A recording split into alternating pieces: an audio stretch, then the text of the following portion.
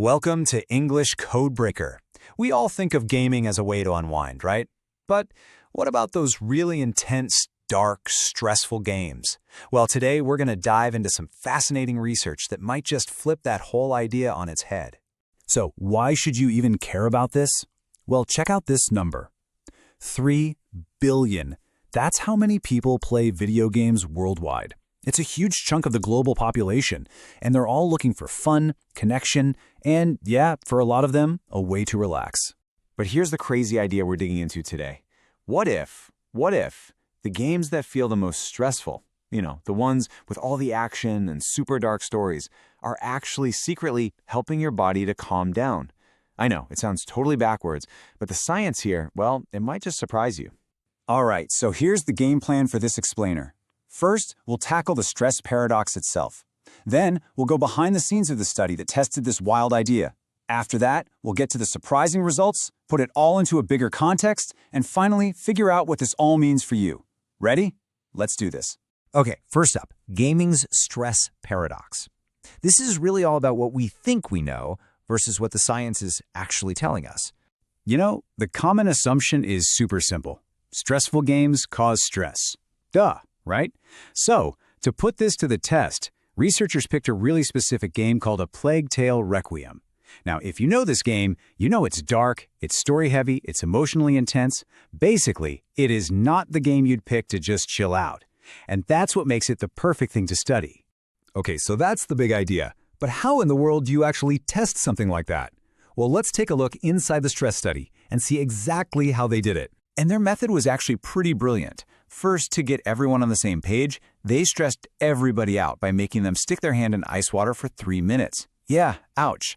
Then they split them into 2 groups. One group got to play the violent parts of the game, and the other played the non-violent parts.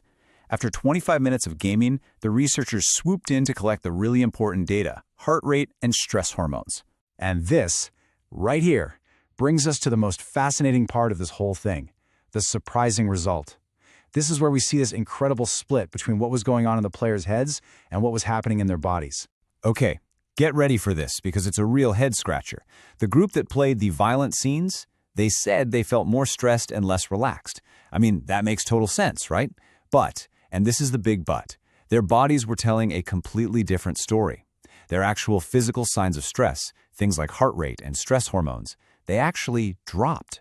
I mean, just look at this. The difference is just staggering. On one side, you've got how they felt, super stressed out. But on the other side, you see what their bodies were actually doing, physically calming down. It is a total, complete disconnect between the mind and the body. Now, of course, we've got to be realistic here. It's really important to put this into the bigger picture. This one study doesn't suddenly mean that gaming is some kind of magical cure-all for stress. I mean, we can't talk about gaming and stress without bringing up the elephant in the room, toxic behavior. Come on, anyone who's played online knows what I'm talking about. The bullying, the negativity, that stuff can be a huge source of stress, and it can totally wipe out any of the good stuff we're talking about. So, the key here, really, is balance. The downsides are absolutely real. Gaming too much can mess with your sleep, it can get in the way of your relationships and responsibilities, and, like we just said, it can expose you to some seriously toxic people. Okay, so let's wrap this all up. What does this actually mean for gamers? Well, this study gives us a completely new way to think about why we play in the first place. The big takeaway from all this research is pretty direct, and it's powerful. Even if a game makes you feel stressed out in the moment, the simple act of playing it, even something really intense, might actually be giving your body a chance to physically relax and bounce back from stress. And that leaves us with one last big question to chew on. What if we've been looking at this all wrong? Maybe the true benefit of gaming isn't about feeling calm. Maybe it's about achieving a state of total focus.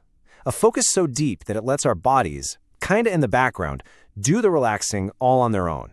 Thanks for watching, consider subscribing, and see you guys in the next video.